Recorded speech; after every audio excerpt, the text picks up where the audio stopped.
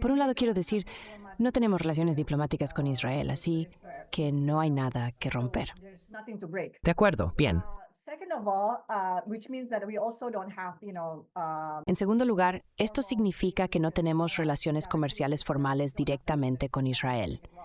No tenemos eso, así que no hay nada que romper. En términos de sanciones, no creo que el gobierno pueda oficialmente imponer sanciones. No creo que estemos en posición de hacer eso. Respecto al público en general, está el tema de boicotear productos relacionados con Israel.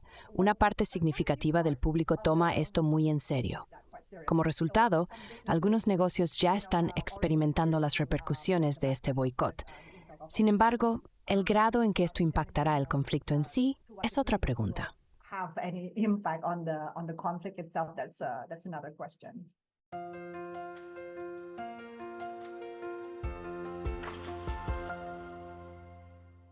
Hello everybody. This is Pascal and today I'm joined. Hola a todos, soy Pascal y hoy me acompaña la doctora Shafiha Muhibat, una académica y analista política indonesia. La doctora Muhibat actualmente se desempeña como directora ejecutiva adjunta para el Centro de Estudios Estratégicos e Internacionales de Indonesia, el CEIS. Es importante señalar que este CEIS no es el mismo que ni está conectado con el think tank estadounidense del mismo nombre. He querido hablar con un experto indonesio desde hace un tiempo para discutir los desafíos geopolíticos de su país natal y también del sudeste asiático en general. Así que gracias, Dr. Muhibat, por conectarse hoy. Thank you, Dr. Muhibat, for coming online today. Ike, gracias por revelarme. So, Entonces, Shafia, hemos tenido algunos intercambios antes de esto, y una de las grandes cosas que viene el próximo mes es la elección general de Indonesia. En esta elección van a elegir un nuevo presidente y también un nuevo parlamento, ¿verdad? Todo va a ser renovado. Entonces, si pudieras explicar un poco sobre cuáles han sido las principales preocupaciones de política exterior de Indonesia durante los últimos años y qué prevés para el futuro, ¿crees que será lo mismo? La aproximación de Indonesia seguirá siendo la misma después de las elecciones, especialmente ya que han estado bajo el mismo presidente ahora por 2 términos consecutivos, ¿verdad? Durante los últimos 8 años, el señor Widodo. ¿Prevés grandes cambios en la política exterior de Indonesia o no? foresee big changes in Indonesia's foreign policy or not? Claro, excelente pregunta. Creo que para Indonesia, nuestra principal preocupación es siempre el sudeste asiático. Entonces, cualquier desafío de seguridad que el sudeste asiático enfrente, esos también son las mayores preocupaciones de Indonesia. Ahora, creo que hay varios problemas, varios puntos conflictivos en nuestro vecindario directo. Todos estos pueden estar relacionados con la competencia entre grandes potencias, como la rivalidad geopolítica y las relaciones entre Estados Unidos y China. Este factor influye enormemente en todos los demás problemas en el sudeste asiático y el Indo-Pacífico más amplio. Para Indonesia, la principal preocupación no es realmente la competencia entre Estados Unidos y China per se, sino primero cómo esta competencia impacta al sudeste asiático.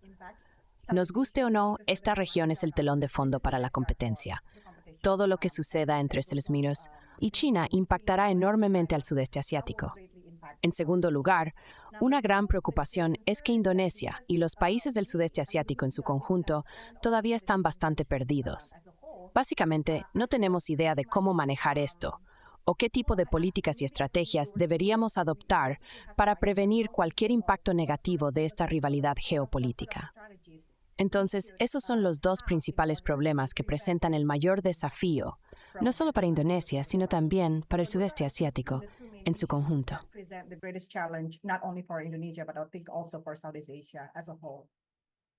So, how do you Entonces, ¿cómo crees que la administración actual ha enfrentado este desafío? Ha empeorado, ¿verdad? La rivalidad entre Estados Unidos y China, junto con las reivindicaciones de China en los mares del sur y este de China, se ha intensificado. Estas reivindicaciones no afectan directamente a Indonesia, ya que no hay reclamaciones superpuestas. Sin embargo, Indonesia tiene lazos muy estrechos con Malasia, Vietnam y Filipinas. Además, la Secretaría de la ASEAN se encuentra en Yakarta, lo que significa que Indonesia se ve significativamente afectada por estos desarrollos. Con respecto a la próxima administración, ¿Te preocupa que pueda haber cambios significativos a nivel nacional? Kind of like worried that something big is going to change at home or not? Okay, I think for Indonesia, foreign policy. No. Bueno, creo que para Indonesia la base de nuestra política exterior apenas cambia, si entiendes lo que quiero decir. Quiero decir, siempre decimos que la doctrina es independiente y activa, sin aliarse con ningún bloque. Esto se creó en la década de 1940, durante la Segunda Guerra Mundial y luego la Guerra Fría. Indonesia siempre ha mantenido la posición de que nunca se alineará con ningún bloque y se relacionará con todos los países por igual. Esto es algo que se sigue manteniendo hasta ahora. Durante mucho tiempo Indonesia ha estado tratando de mantener buenas relaciones tanto con Estados Unidos como con China. Por supuesto, a través de diferentes sectores, encontrarías diferentes tipos de relaciones. Pero en todos estos casos, Indonesia nunca será ese país que se alinea con un lado. Así que mantener la independencia en nuestra política exterior y ser activos en términos de perseguir nuestros intereses sigue siendo el tema principal. Esa es la base. Por supuesto, verías que a través de diferentes administraciones encontrarías diferentes características o prioridades, pero la base permanece igual. Para el presidente Widodo ha sido bastante activo en términos de construir infraestructura. Cuando hablas de construir infraestructura, China es quien ofrece la mayor inversión no solo en Indonesia, sino en otras partes del mundo también. Es por eso que a lo largo de su presidencia de 10 años, a menudo ha sido acusado de estar más cerca de China que de Estados Unidos. Realmente no puedo estar de acuerdo con eso, porque creo que Indonesia todavía busca mantener relaciones y perseguir relaciones tanto con Estados Unidos como con China. Relations and pursuing relations with both the US and China. And I think Indonesia is one of those countries. Y creo que Indonesia es uno de esos países que busca mantener un doble enfoque al tratar con China. Hay un enfoque donde tenemos una estrecha cooperación económica y por otro lado hay un enfoque donde mantenemos nuestra cooperación en seguridad política. Lo que hacemos no es exclusivo de Indonesia. Creo que muchos países tienen esta estrategia también.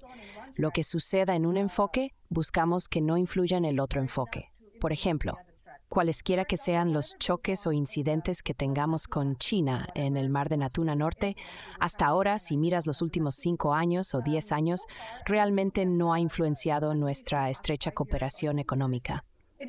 Algunos otros países pueden no tener este lujo, pero para Indonesia, y creo que un número de otros países también, esta es una estrategia que buscamos seguir. Sin embargo, hay una advertencia aquí. Y esto es algo en lo que necesitamos concentrarnos. Esta estrategia funciona ahora, pero no hay garantía de que continúe funcionando en el futuro, dado los cambios por los que está pasando China y cómo se está volviendo más asertiva en algunos asuntos.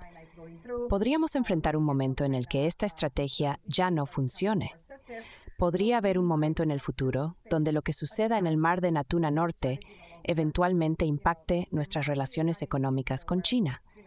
Ese no es el caso aún, pero creo que necesita estar preparada para eso. Y creo que eso es algo que todavía falta en el pensamiento del gobierno indonesio en este momento.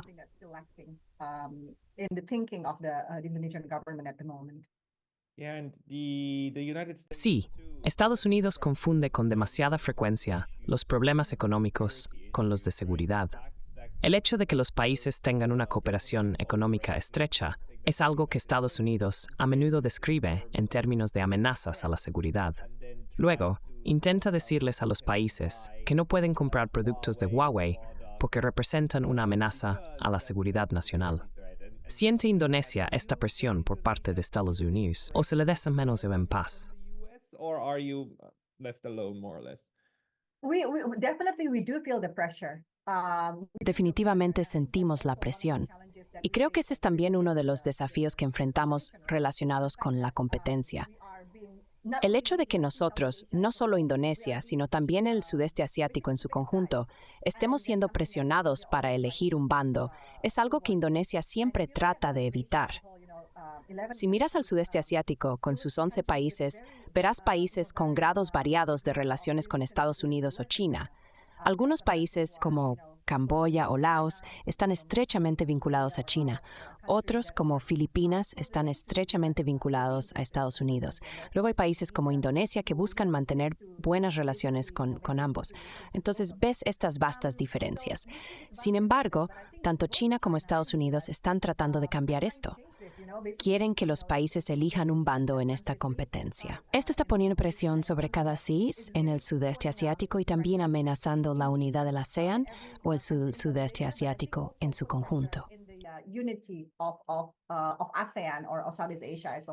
¿Cuál te preocupa más? China, Minis. Oh, wow. Oh, wow. Vele. Para responder a eso, ninguno.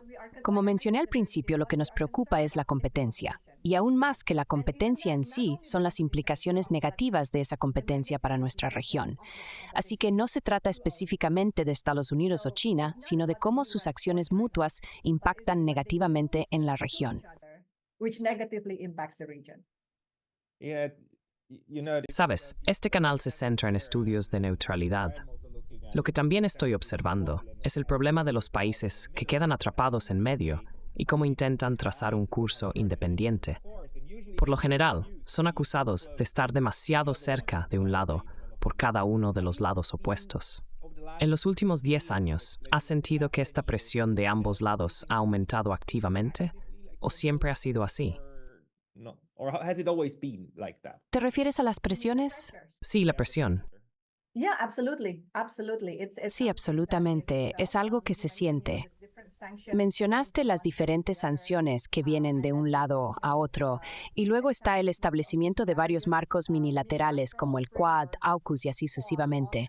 China durante bastante tiempo fue muy agresiva con sus proyectos de la Iniciativa del Cinturón y Ruta de la Seda también. Por supuesto, todas estas son presiones. Lo preocupante es que los países en el sudeste asiático, y estoy bastante seguro de que en otras partes del mundo también, se encuentran en medio de esta competencia. Sin embargo, se nos hace ser espectadores. Hay muy poco que podamos hacer para influir en el curso de esta competencia, pero estamos soportando los impactos negativos de la misma.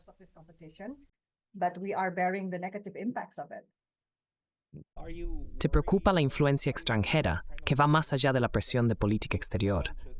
Con las próximas elecciones, ¿te preocupa la influencia china o estadounidense en tu política doméstica? ¿O eso está bien?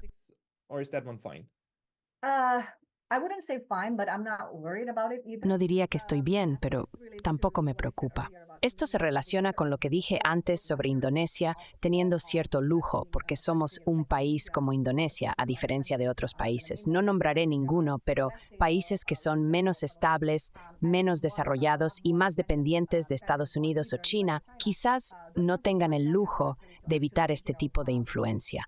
Sin embargo, creo que Indonesia es más capaz de resistir este riesgo. Específicamente, respecto a la elección, sí hay preocupaciones, pero no son la principal prioridad. Esto se debe a que también hay otros problemas, principalmente domésticos.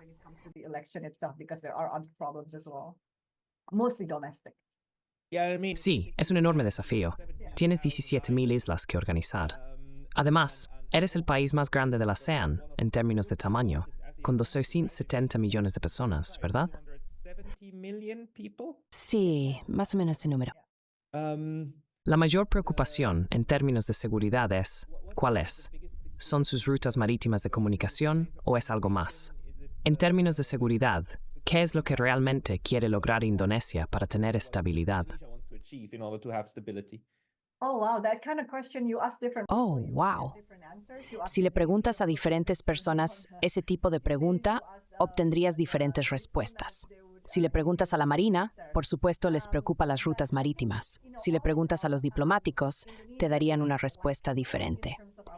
Pero creo que en general, Indonesia carece mucho en términos de nuestra seguridad. Realmente no tenemos una estrategia de seguridad clara y buena en términos de defensa y seguridad. Esto se traduce en muchos desafíos en diferentes sectores. Así que nombrar uno o dos sería realmente injusto para el número de diferentes problemas que necesitan ser atendidos. Pero tienes absolutamente razón. Algunos de los problemas que mencionaste son de gran preocupación, pero esos no son los únicos.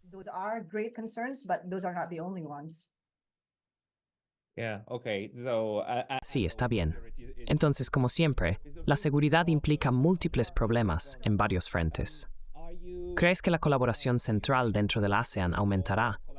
La ASEAN es un agrupamiento muy interesante, ¿verdad?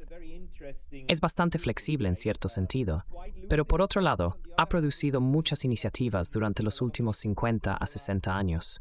Con la creciente presión de China y Estados Unidos, ¿crees que más países de la ASEAN se unirán más estrechamente? Together now that the pressure from China and the United States is increasing. You know what's interesting about ASEAN? ¿Sabes qué es interesante acerca de la ASEAN? La calidad del trabajo y la función de la ASEAN han dependido bastante de los desafíos que enfrenta. Si lees mucha literatura, encontrarás muchas historias de éxito de la ASEAN a lo largo de los años 1970, 1980 y 1990.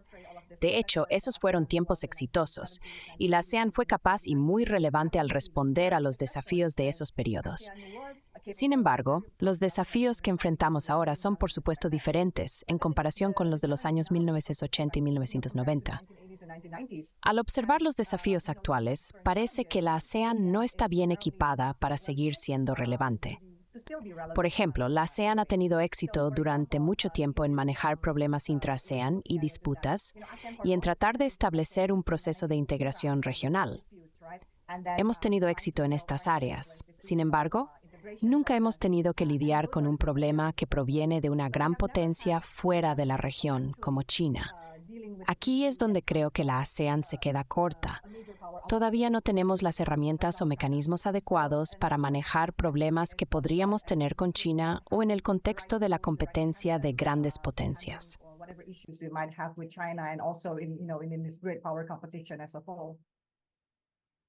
Okay, and maybe let's Bien, hablemos un poco sobre los conflictos actuales. Indonesia se encuentra en una ubicación geográficamente estratégica, pero desafiante, lejos del conflicto en Ucrania y de la situación en Palestina, donde los palestinos enfrentan dificultades. ¿Cómo han percibido usted y el público indonesio estos dos conflictos? Discutamos primero la situación en Ucrania y luego la de Gaza. two conflicts. Maybe first the Ukrainian one and then the current one in Gaza. Okay, of course, then the two conflicts would be viewed quite differently. Por supuesto, los dos conflictos se ven de manera bastante diferente en Indonesia. La situación en Ucrania, por ejemplo, es reconocida por Indonesia por su impacto significativo en el panorama político y económico global, que incluye también nuestra región. Sin embargo, todavía se ve en gran medida como algo lejano. Estando en el sureste asiático, nuestra principal preocupación está relacionada con la rivalidad entre grandes potencias, particularmente con China. Aunque reconocemos el impacto significativo de la situación en Ucrania, no eclipsa los problemas existentes que Indonesia ya enfrenta en la región.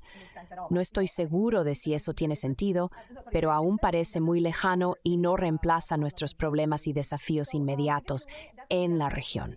Entonces, supongo que es el sentimiento general que tenemos. Nuestra principal preocupación con Ucrania es el impacto directo que tiene en Indonesia y el sureste asiático. Mirando la visita del presidente Widodo tanto a Kiev como a Moscú en 2022, se vio como una especie de iniciativa de paz.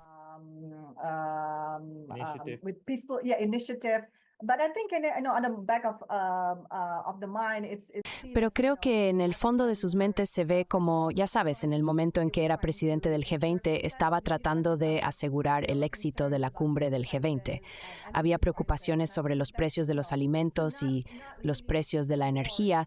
Y creo que eso, ya sabes, no es realmente acerca de la guerra en sí, sino más bien sobre los impactos negativos que podría tener en nuestro país o nuestra región. Y creo que sigue siendo así por ahora. Así que no solo Indonesia, sino la mayoría de los gobiernos del sudeste asiático consideran la guerra en Ucrania como una crisis lejana, lo que significa que hay muy poco incentivo para tomar una postura clara. Si sigues este asunto, la ASEAN ha sido relativamente cautelosa en su respuesta a la guerra. Puedes ver que los países de la ASEAN evitan tomar partido en este asunto. Y hay divisiones claras en las relaciones de la región con Rusia. Sí, los ministros de Relaciones Exteriores de la ASEAN sí emitieron una declaración. Creo que fue en febrero de 2022, quizás un par de semanas después del inicio de la guerra, pero la declaración expresó una profunda preocupación por la situación llamó a la máxima contención y así sucesivamente, pero es muy diplomática, muy normativa, sin una palabra que diría que estamos tomando una postura clara sobre la guerra. Así que supongo que hasta ahora no ha cambiado. Lo que se ve como un reflejo de emergencia, no como una crisis lejana. Which still reflects how we view the war itself as a distant crisis. Why do you think it is that ¿Por qué crees que los países de la ASEAN, incluida Indonesia, han adoptado una postura más matizada, mientras que Australia y Nueva Zelanda están tan firmemente arraigados en lo que yo y muchos otros llamamos el occidente colectivo? a lot of others just called it Sigue siendo el factor racial un elemento en la política internacional. still a fact? Tiene mucho sentido desde la perspectiva de Indonesia que Europa esté muy lejos. It makes Por lo tanto, Indonesia intenta no ser arrastrada hacia ninguno de los lados del conflicto. Sin embargo, Australia y Nueva Zelanda adoptan un enfoque completamente diferente. Japón también adopta un enfoque diferente, aunque no tan marcado como Australia.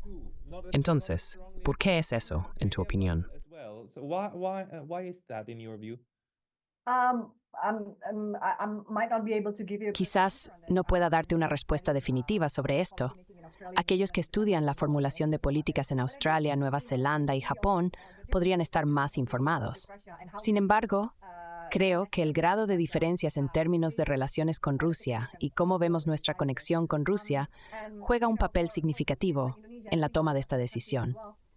Para países como Indonesia y muchos otros, al tomar decisiones sobre temas como este, la principal preocupación son las consecuencias que tendrá en nosotros. Países como Australia y Nueva Zelanda están muy preocupados por el derecho internacional y el mantenimiento de ciertos principios. Por lo tanto, la guerra se ve como una amenaza directa para ellos también, porque defienden estos principios. Esto no significa que países como Indonesia no defiendan estos principios, pero hay diferentes maneras de hacerlo. Algunas personas discutieron esto anteriormente. Para países como Indonesia, no imponer sanciones no significa que estemos de acuerdo con la guerra.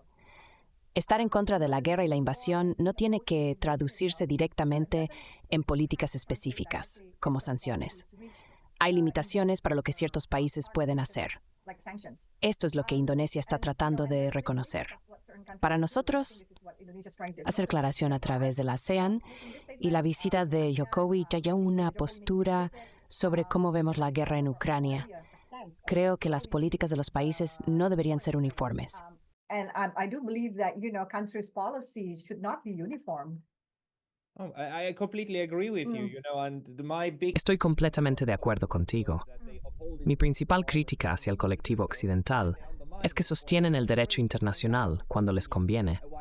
Luego lo socavan o directamente lo violan cuando es conveniente, mientras siempre le dicen a otros países cómo gobernar. El enfoque de Indonesia en asuntos e intereses domésticos tiene todo el sentido para mí. Lo que no tiene sentido es cuando los países priorizan principios abstractos que luego violan en otras situaciones. Pero, ¿crees que esta percepción del Occidente como una entidad respetuosa de la ley cambia debido a Gaza? Lo que está sucediendo allí es absolutamente insensato.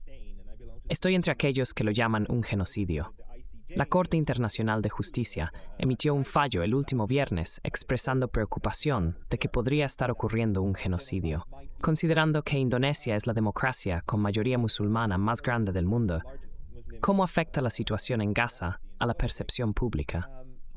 how does Gaza factor in public perception? Okay. Bien, el tema de Palestina no es el foco principal en el público general de Indonesia, especialmente cuando se trata de política exterior. Esto se debe a que con las próximas elecciones, la política exterior no influye significativamente en las decisiones de voto. En cambio, a la gente le preocupan más el bienestar, la educación y la pobreza. Sin embargo, Palestina es una excepción. Ha sido un tema significativo para Indonesia desde los primeros días de su existencia, notablemente durante la Conferencia Afroasiática en 1955. En esa conferencia, uno de los problemas sin resolver fue la libertad de Palestina, que sigue siendo una preocupación prominente cada vez que surgen noticias sobre Gaza. A pesar de esto, el público general no está completamente al tanto de los últimos desarrollos. Pueden escuchar noticias sobre Gaza, Hamas y varios ataques de Qaeda, pero su comprensión sigue arraigada en la visión tradicional de que Palestina está bajo amenaza y merece libertad y Estado. Entonces, si estás preguntando si los eventos recientes han cambiado la opinión pública, mi respuesta corta es no. La gente todavía se aferra a sus visiones tradicionales respecto a Palestina.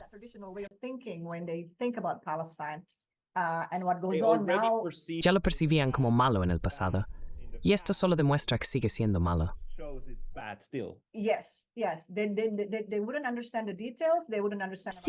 Sí, no entenderían los detalles, no entenderían sobre el ataque. No es que no entiendan, pero es información nueva que no añade valor al problema existente. El sentimiento es así.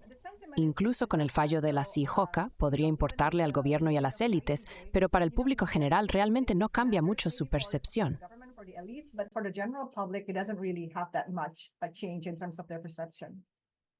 Entiendo. Entonces, los sentimientos son mucho más intensos en otros países musulmanes, supongo.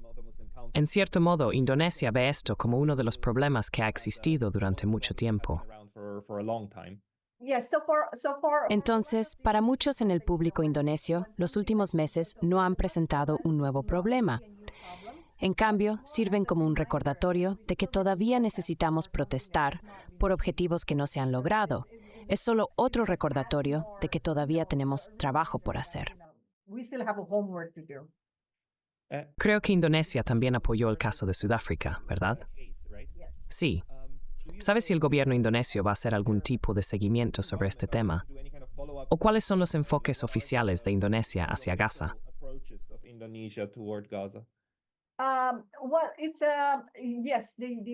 Sí, el gobierno de Indonesia apoya el esfuerzo de Sudáfrica. Por lo que entiendo, el Ministerio de Exteriores ha sido bastante serio al respecto. El gobierno ha tomado una serie de medidas, por ejemplo, ha trabajado a través del Consejo de Seguridad y la ONU. Este es otro canal que utilizan. No estoy seguro sobre el seguimiento desde el punto de vista indonesio respecto al CIJ. Un problema, o más bien un factor, en este caso particular, es que aún no somos parte del Estatuto de Roma. Esto crea cierta complejidad respecto al grado en que podemos dar seguimiento a la sentencia del CIJ. Regarding to what extent we can actually follow up from the ruling of the ICJ. ¿Crees que Indonesia está trabajando activamente a través de instituciones de derecho internacional? Parece que el derecho internacional se está desmoronando de varias maneras. Por ejemplo, la politización de cortes como la CPI es evidente. Rápidamente acusó a Vladimir Putin, pero permaneció en silencio sobre la guerra en Gaza. Además, hay numerosas violaciones del derecho internacional. Considerando esto, ¿todavía tienes esperanza de que el derecho internacional pueda ayudar a Indonesia a navegar las situaciones actuales?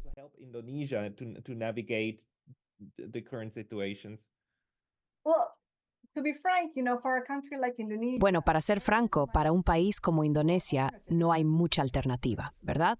Entonces, al acudir a la Corte Internacional de Justicia como un no firmante del Estatuto de Roma, ya muestra que estamos dispuestos a tomar lo que esté sobre la mesa que aún podemos hacer en términos de, al menos, expresar nuestras preocupaciones sobre Gaza. Esto muestra que realmente no tenemos muchas alternativas sobre lo que podemos hacer. Por ejemplo, una declaración individual de Indonesia sería aún menos eficiente o relevante en términos de este problema. Así que, para responder a esa pregunta, no se trata realmente de cuánto creemos en el derecho internacional, sino de ser realistas sobre qué tipo de esfuerzos podemos hacer realmente. Aunque este asunto sigue siendo importante para gran parte del público indonesio, el gobierno tiene que hacer algo al respecto. ¿Pero qué pueden hacer? Nos presentan muy pocas alternativas.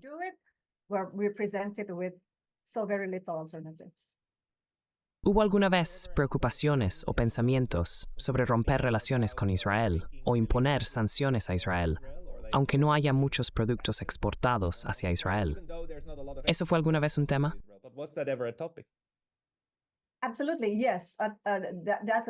Absolutamente, sí. Ese es un tema. Para empezar, no tenemos relaciones diplomáticas con Israel, así que no hay nada que romper. Segundo, Esto significa que tampoco tenemos relaciones comerciales formales con Israel. No tenemos eso, así que tampoco hay nada que romper ahí. En términos de sanciones, no creo que el gobierno pueda oficialmente imponer sanciones. No creo que estemos en posición de hacer eso. En cuanto al público en general, está el tema de boicotear productos relacionados con Israel. Una parte significativa del público toma esto muy en serio. Como resultado, algunos negocios ya están experimentando la reacción negativa y el impacto de este boicot. Sin embargo, ¿hasta qué punto esto afectará el conflicto en sí? Es otra pregunta. To what degree this will have any impact on the conflict itself, that's another question. All right. Muy bien, gracias por esa valoración. Maybe a last Tal vez una última pregunta para volver a la primera pregunta. to the original. ¿Quién cree que ganará las elecciones el próximo mes? ¿Cuál es su mejor conjetura? What's your best guess? Oh, wow. CSIS, we've been Oh, doing, wow. surveys. CSIS ha estado realizando bastantes encuestas y sondeos de opinión sobre esto. También vamos a hacer un recuento rápido el día de las elecciones. Mirando los resultados de nuestra encuesta y los de otras instituciones en Indonesia, está bastante claro que Prabowo tiene la ventaja. Creo que todos los resultados de las encuestas muestran que tiene alrededor del 40%, incluso más del 40% de los votos. Hay cambios en términos de los otros dos candidatos, Ganshar y Anis, quienes a veces ven aumentos o disminuciones en sus números, pero Prabowo ha sido bastante estancado, con números alrededor de 43, 45, 46. Así que desde ese punto de vista está bastante claro. Lo que la gente está discutiendo ahora no es realmente sobre quién ganará, sino si habrá una segunda vuelta. Esto se debe a que si un candidato no asegura el 51% más votos de al menos 20 provincias, entonces se requiere una segunda vuelta. Así que esa es la discusión actual, y creo que va a ser bastante significativo si es una ronda o dos. Si Prabowo gana en solo una ronda, va a tener mucho tiempo para establecer un gobierno sólido y tendrá una influencia significativa en la formulación de políticas en todos los sectores. Sin embargo, si hay dos rondas, podría llevar a una administración más equilibrada que tenga en cuenta las perspectivas de diferentes partidos. Así que, desde este punto de vista, dos rondas podrían ser algo mejor en términos de tener un gobierno más equilibrado más adelante este año. Better in terms of having a more balanced government later this year. All right. So Muy that's bien. something to look Así que eso es algo a tener en cuenta. Shafia, muchas gracias por tomarte el tiempo de explicar los aprietos de Indonesia en este momento. Eso fue muy interesante. That was very interesting. Gracias, y gracias de nuevo por tenerme.